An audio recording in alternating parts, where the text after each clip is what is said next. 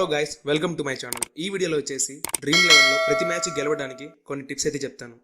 ముందుగా మీలో ఎవరైనా సరే ఐపీఎల్ని ఫ్రీగా వాచ్ చేయాలి అనుకుంటే నేను టెలిగ్రామ్లో డైలీ లింక్స్ అయితే పోస్ట్ చేస్తాను.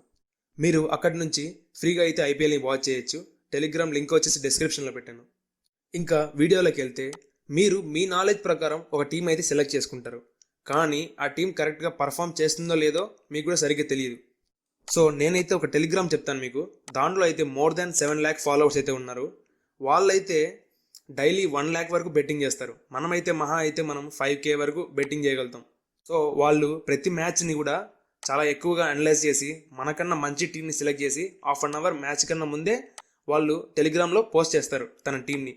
మనం కేవలం వాళ్ళు ఇచ్చిన టీంని కనుక కరెక్ట్గా పెట్టుకొని డైరెక్ట్గా మెగా కంటెస్ట్ అలాంటి కాకోకుండా చిన్న చిన్నవి 1 vs 1 కానీ అలాగే 1 vs 3 కానీ ఇలాంటి చిన్న చిన్న కంటెస్ట్లు కనుక మనం పార్టిసిపేట్ అయితే 90% ఛాన్సెస్ మనకు గెలవడానికి ఉంటాయి.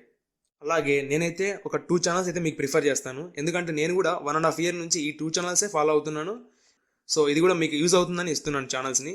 ఆ 2 ఛానల్స్ని మీరు ఎస్టిమేట్ చేసి ఆ 2 టీమ్స్ని కూడా మీరు మీ బెట్టింగ్ అయితే మీరు చేసుకోవచ్చు.